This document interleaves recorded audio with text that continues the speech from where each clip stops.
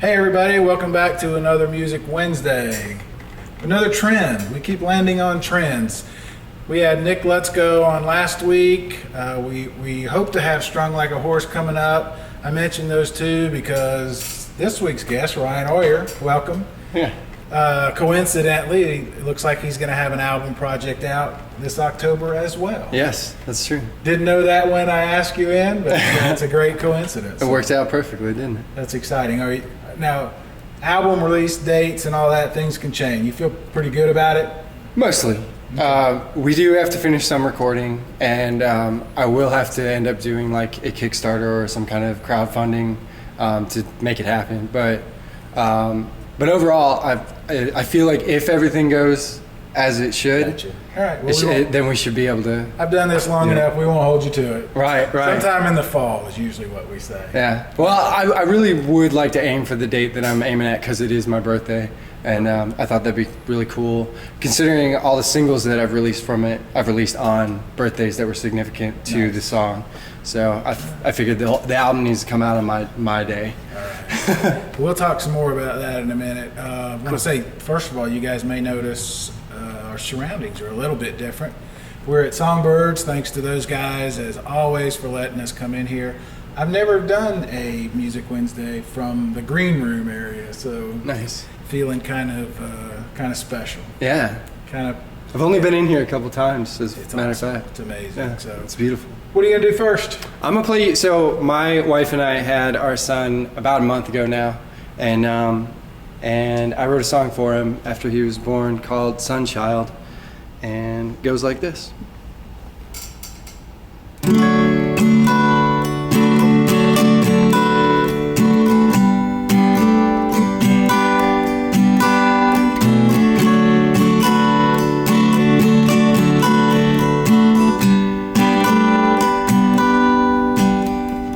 Sailed down from your blue balloon, stole a sliver from the moon. You slide down, the angels swooned for you. Beside myself by the river bank, I was sitting on a cornflake.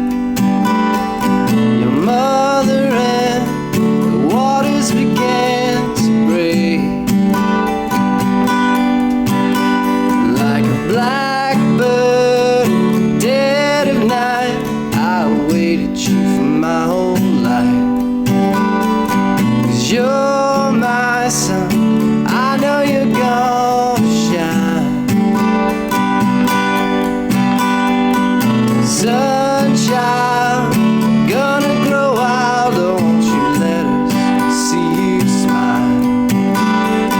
Sunchild, tender and mild, don't you let us see you smile.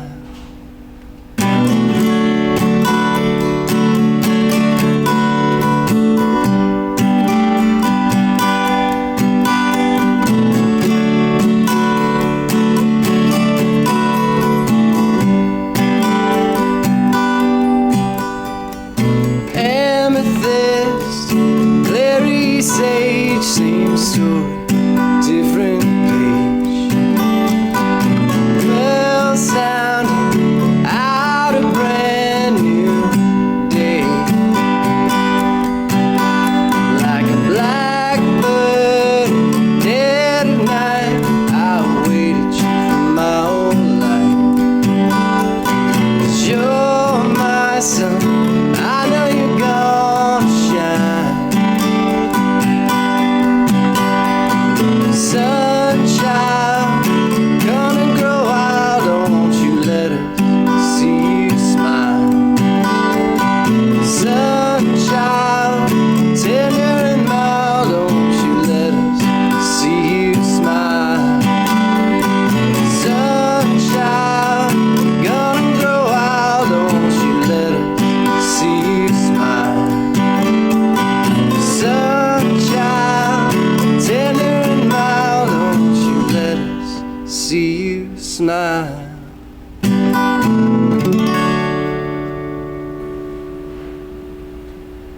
Nice. Amazing how having a child will change things. Everything. It does. Yeah. I've got a grandbaby that's about that age. Yeah. So a little bit different view. The world looks a little different. Colors are different, right? Completely. Pressure. You wake up at night sweating yet? No, I haven't. And had the cold sweats? No, not bad. My wife would be. She knows I don't wake up that much at night. I try, but I'm Yeah, I don't the mean worst. the feedings. I Like, mean just the. it's so hard. I'm sorry, Chelsea. But yeah. But I do. I get to spend a little time with him in the morning, and just me and him, and it's the best time. Like, it's just like so. I just look at him and I'm like, everything in the world is right, you know? Yeah, it's cool. Yeah. I'd be curious. I won't ask now because it's just been a month, but I'd be curious to see how many more songs Oh yeah. Well, come out of. And, I was talking to Butch Ross, and I'd send him that song after I wrote it, wrote the lyrics to it, and he was like, I said the name's Sunchild, and he said, well, it's actually like song 1 of 1,000 for Van, so exactly. my little guy. Exactly. All right, so we got some talking to do, but you've got several songs we want to try to get through too, and all of these are going to be on the album. Yes, You're this doing will all today? be on the new record. Let's go ahead and do another one, and then we'll talk some more. Sounds good. This is a song I wrote for my son Ezra, who he's a little bit older than Van. He's 7. So anyway, this tune's called Indigo, and I wrote it for him.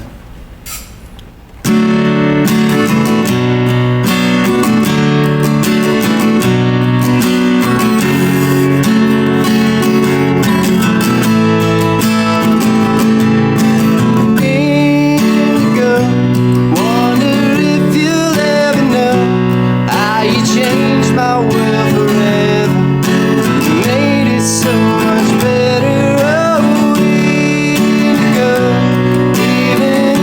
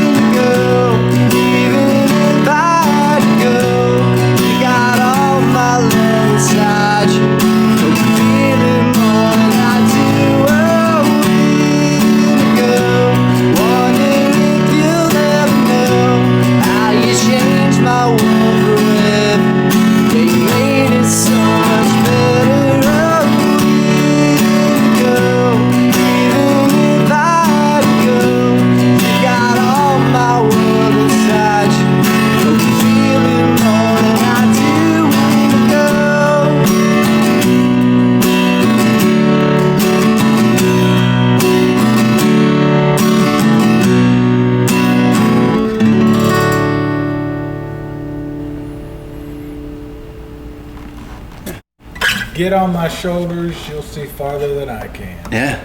That's a good line. Thanks. That's a great line. It's that standing on the shoulders of giants thing. Yeah, that's nice. I like that. Thanks. He's old enough to know. Does he like it? Do you know it's his? Oh, he loves it. In fact, I played it for, like, it's not done recording yet, but I played him some of the early versions. And he said it gives him happy tears. So me and him always talk about that, because that kid will say something out of the blue. Oh, for instance, I was making him a Spotify playlist of like what I consider some of the best music of all time, talking like Beatles, Right. Rolling Stones, The Who,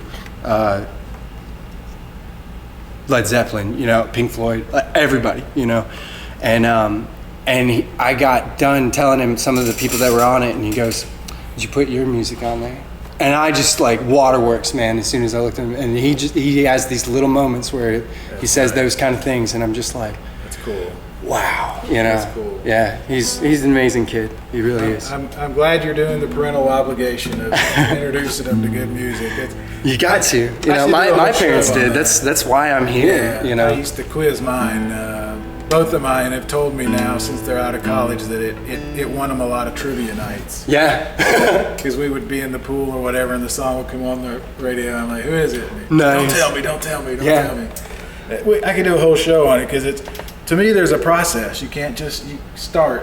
You got to think it through. Beatles obviously is a great beginning. Yeah, and we thought like that was my first. My parents gave me a cassette. It was Past Masters Volume 1 and 2, which is like the singles and their corresponding B-side. And that was my introduction to the Beatles, was like, some of the best. And absolutely. Yeah. I have to admit, I was a little concerned when my 12, I think she was at the time, wanted some Velvet Underground. Yeah. Okay. That's awesome, though. We started a little. That's really cool. Talk about hip. No doubt. So, obviously, 2 songs, one about your new child and one about your 7-year-old. 7, yeah. All the songs on this album, that sort of personal, or? Yeah, that when I started this record, I was nervous that it was too personal, and that I was like, will anybody care about this? Besides me. And I talked to Butch Ross, who's been producing from the beginning of this thing, even demos. He was like, no, this is exactly why you need to make it. And it's kind of like, it's got that, like, there's a song for everybody in my family that I love. There's one for my sister, there's one for my dad, there's one for my mom who passed, there's one for there's several for my wife, as you know. Better, because she's counting. Yeah. Yeah. And it's for my little guys. And actually, the next song I'll play for you guys is a song I wrote for my grandmother when she passed away. So it's got this, like, the whole record has this theme of like getting older, and like what do I do now? Like, I'm a musician. I'm 35 years old. Almost, I would like if we release this thing on my birthday, I'll be 36. And at 35, I was like, all right, if I haven't done anything with music by then, we're gonna pack it in. And like, but now I'm looking at it, and I get to go play usually once a week or so, and it's the dream I had when I was sitting there watching John Lennon on TV. It's interesting. Brad Steiner and I do a podcast called The What Podcast that looks at Bonnaroo, and we did a lot of interviews over this last year with artists that were going to be there. And like I said at the beginning of the show, a trend kept arising that we didn't go looking for. But we interviewed Diva Mahal, Bishop Briggs, Alex from AJR, all these guys, and they said almost each of them what you said, which we made this record for us, didn't care if anybody liked it. Now, I mentioned that to Mike Crowder last week, 2 weeks ago, and he's like, yeah, that's just a defense mechanism, people saying, I'll really be hurt if you don't like it, but I'm going to say... obviously I hope that people like it, and I hope, like, there's always that part of it, but more so what I'm looking at now is like, this is what I get to pass on to my kids in a way. Like, they get to look at this and go, this is where my dad was when we were this age or whatever, and like, and they can take that and go so much further with it. Whether they decide to be musicians, just as humans, just be good humans. I mean, I understand what Mike was saying, and I think there's some of that. But the other part of it that Brad and I sort of discovered is, in almost each case, the album that they didn't care if anybody liked or not became the one that everybody likes. Yeah. Well, I think there's a lot of like you pour yourself into it. Yeah, that's what people connect with. Mm-hmm. That's right. So yeah. Let's do another. So we'll see. Let's do another. We'll talk some more about it. Yeah. So this one, like I said, I wrote this song when my grandmother passed away, and I spent some time talking to my mom and one of her sisters, my Aunt Marilyn, and to kind of fill in stories, because I only know from my perspective. When I started this song, I guess I'll give a little background on it before I play it. My grandfather used to. They lived out in the woods up in Traverse City, Michigan, which I was born in Michigan, in Detroit. And Traverse City is beautiful country. But anyway, they lived out in the woods. They had this I don't know how long the driveway was, but it was like 100 feet or more. Anyway, the whole thing was completely clean out in the middle of the woods every time you drove up. Like there was no debris on the driveway at all. And I always took that as and the whole house, was super clean, pristine. And I always took that as they prepared the place for you to come, and that's where this song started. And then I spent some time talking to my mom and my Aunt Marilyn, and filled in some stories from their childhood and what they remembered about them. And my grandmother used to sing this song called "Let Me Call You Sweetheart" to my grandfather, and they'd dance in the living room in front of all the kids. And so that on the record, there's a tiny little clip of "Let Me Call You Sweetheart" that we found on a wax cylinder. Nice. That you'll hear, and then the song comes in. Nice. And so I guess to go back from there, I wrote this song from the perspective of my grandfather, because he passed before my grandmother, preparing the place for her. So this is called "Prepared This Place for You."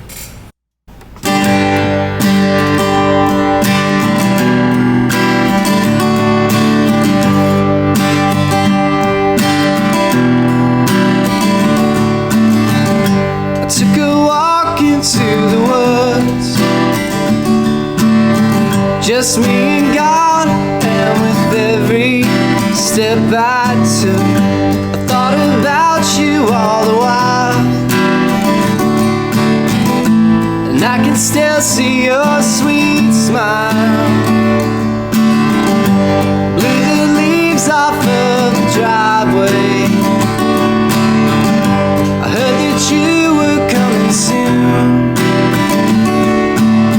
Sat myself down to read the papers, 'cause I prepared this place for you.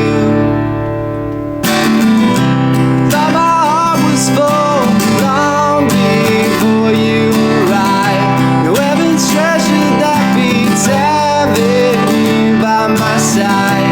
Missing piece of it, oh, that I never knew. I prepared this place for you.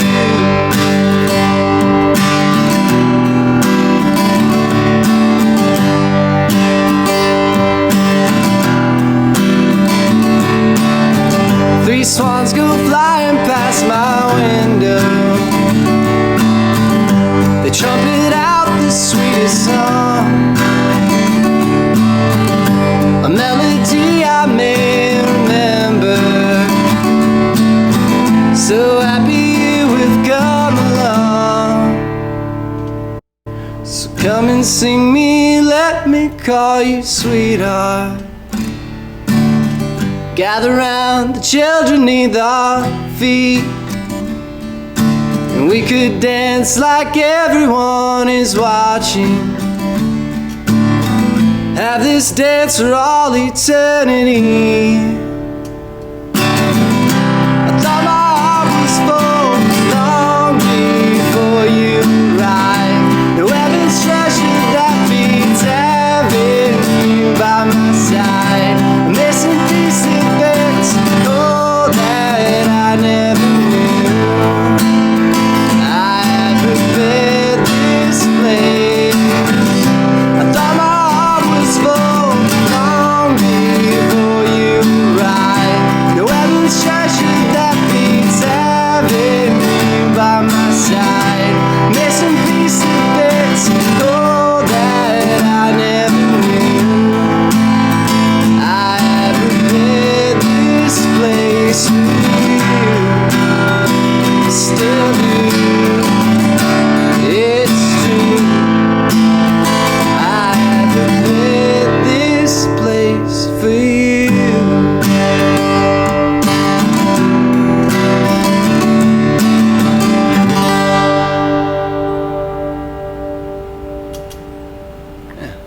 cool. I was thinking as you were singing that, I mean, the trick to being a good songwriter is to find those little things that become a good song, but it's amazing the things that kids pick up from their parents or their grandparents that Oh yeah.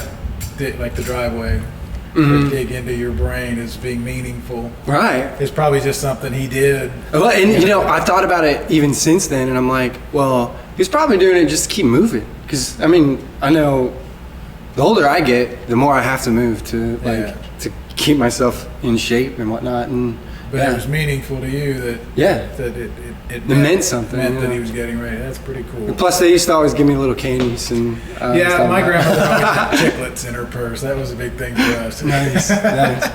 I love Werther's, and he always handed me Werther's. You know, and like I have the soul of a grandfather anyway. So. That's cool, so I don't know if I said it at the beginning. It's Ryan Oyer, Oyer. Yeah. Where can people find your music? So you can find my music on Spotify, Apple Music, Pandora.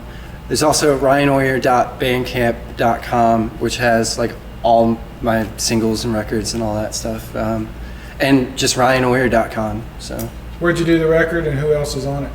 We actually recorded most of the full band tracks because it's kind of there's 8 or so full band tracks. We recorded those at the library with Charles Allison. Butch was the engineer for the sessions, and Butch Ross, and it was me, Mike McDade, who's doing well after surgery, and I saw that. Yeah. His arm, man. I sent him a message. I was like, "You gonna be able to play bass?" And he was like, "Yeah, it'll be easier than guitar for me." I was like, "Okay, cool," because he plays bass in my band. Glad he's getting well. Yeah, and Mike Salter, who's absolutely phenomenal. We all did the session at the library, and it was me, him, or me and the mics, Gotcha. And Butch on a little bit, but and then Matt actually Butch recorded his multi-wonder board, Yeah, pedal, everything. I mean, he's playing. There's actually a song you can hear him play piano on. I've released a single called "Mother May I," which we released on Mother's Day, Wow. and it was a song that I wrote for my mom. Actually, my sister and I wrote it together for our mom. So. We should say, if I haven't, I think I did, but good luck to Charles. Charles has left Chattanooga and moved to Portland. And in fact, I was talking to Charles this morning, and hopefully, if everything works out, he'll master the record, and which he's done all mine. He's mastered all my records, so the full albums. So I like to keep that that group of people that I work with anyway. Well, I mean, we talk about that a lot on here, the collaboration, the numbers of people that are working on different projects. Mm-hmm.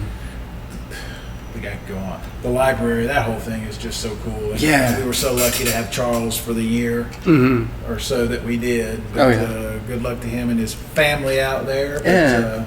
And it was you were talking about who we collaborated with, though. On the first single, which was a song I wrote for my wife, which I'll do that one next instead. I was going to do a different one, but good decision. Yeah. Well, I was going to do another song about my wife. Okay. But actually, Nick Lutzko played guitar on it. Danimal Pinson played bass on it. Is there anything Dan been playing on these days? Anywhere that he's not playing? No. Well, it was funny because when we started this record, I was like, there's certain songs that I did, like that last one. I knew he needed to play bass on it. That's cool. Even though Mike did the sessions, and what's funny is on this next one, we actually used bits of Mike's bass and bits of Danimal's bass to kind of complete the tune. But yeah, I wrote this song. Is that everybody? Oh, and we also did a string quartet that I work in a shop off of. It's actually an old church it's called the Soul Saving Station, and we recorded. The sanctuary is completely unused at the moment, and so we recorded the string quartet in that sanctuary and a clarinet quartet for a tune. That's the Ron Dodds? Yeah. Yeah. I know where it is because I use that as my landmark when I send people to Pupuseria, Maryland. Ah, Which is okay. great pupusas if you're looking, by the way. Nice. Yeah, Soul Saving Station. It's a great name for a church. It is, and you know, I find that even as a shop, it's like just as significant. Like, because yeah, you're sitting there doing this work that like, and I'm a carpenter, so it's essentially what I've been. I came up with a lot of ideas at the shop. I'll put it that way. But so this is we're gonna do this one last. It's gonna take us out. You got 2 more. I can do 2 more.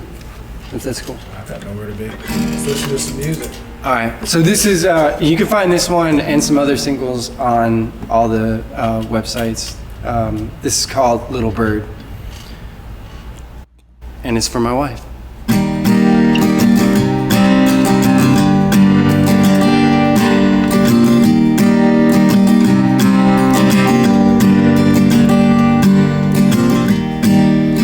Little bird, I was still learning to fly. Your song I heard,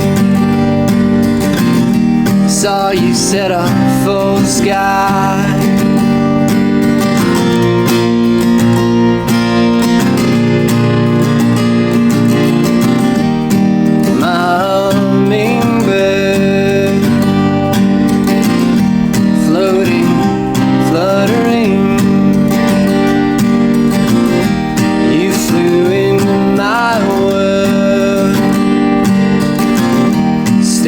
Still like a dream. What I really mean is Chelsea Lynn, where do I begin to make you see? You opened up the sky for me.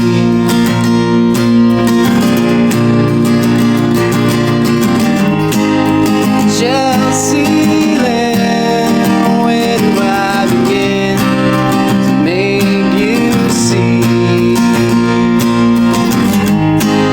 You set my heart and soul at ease.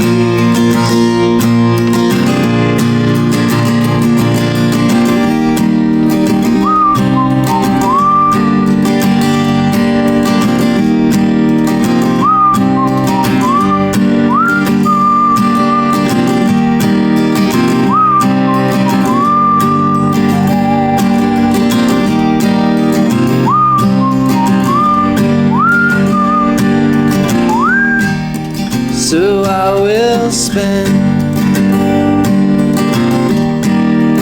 all of my days attempting to ascend wherever your wings raise. And if I should jump the nest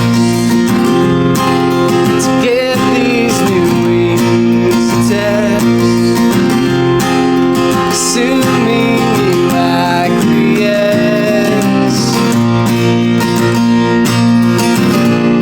is what I mean to say.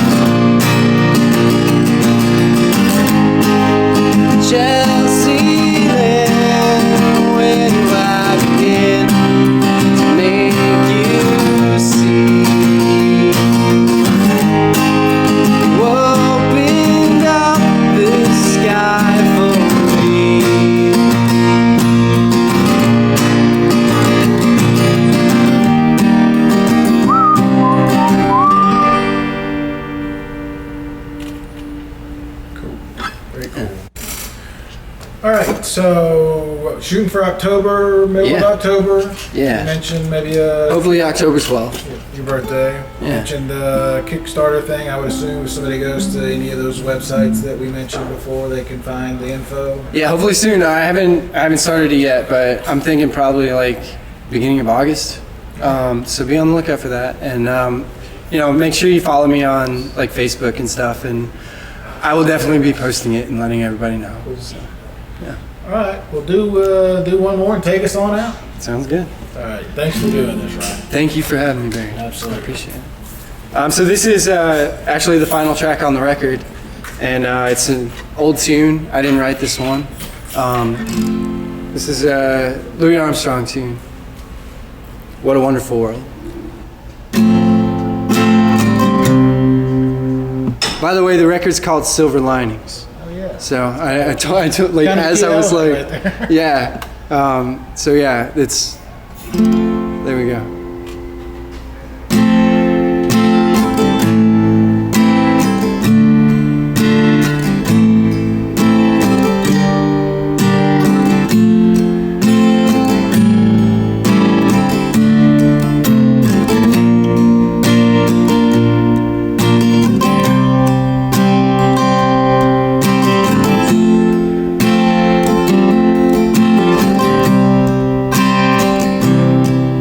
I see trees of green and red roses too. I see them bloom for me and for you. And I think to myself, what a wonderful world.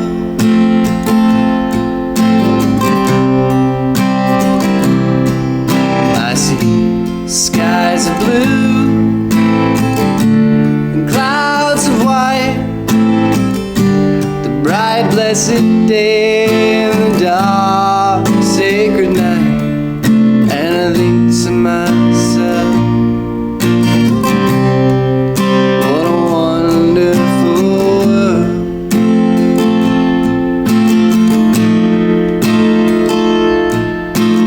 Colors of the rainbow, so pretty in the sky. Also all the faces of the people going by. I see friends shaking hands, saying how do you do. They're really saying I love you.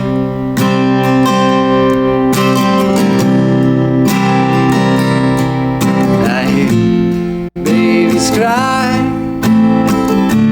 and I watch them grow. They'll learn much more than I'll ever know. And I think to myself, what a wonderful world.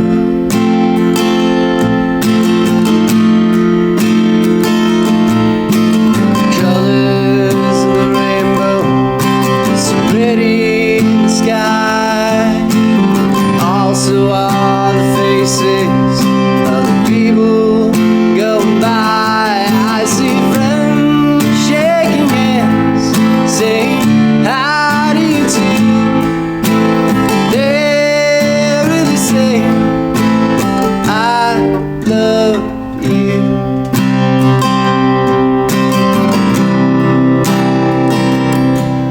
I see trees of green and red roses too. I see them bloom for me and for you. And I think to myself, what a wonderful world.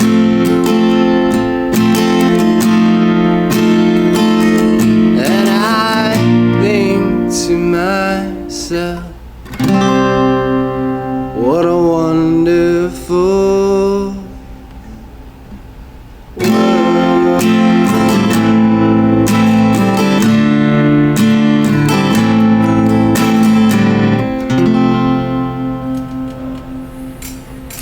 All right, thank Thanks again, Ryan. Thanks to Songbirds, too, for letting us come over. What a great place. Thanks, Barry. Thanks, Songbirds.